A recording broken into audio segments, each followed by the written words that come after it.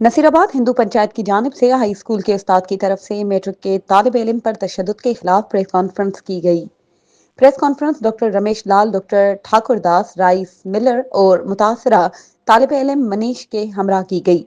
इस मौके पर रहनुमाओं ने कहा कि हाई स्कूल के उस्ताद वजीर खानड़ों ने तासुब की बुनियाद पर मनीष को बदतरीन तशद्दुद का निशाना बनाया, जिसके नतीजे में मैट्रिक के तालिब इल्म मनीष का बाजू कलाई के करीब से टूट गया। मुकर्रिरीन ने कहा कि ये कहाँ का इंसाफ है कि ना सिर्फ हमारे बच्चों पर तशद्दुद किया जा रहा है, बल्कि हमें हिरासा भी किया जा रहा है।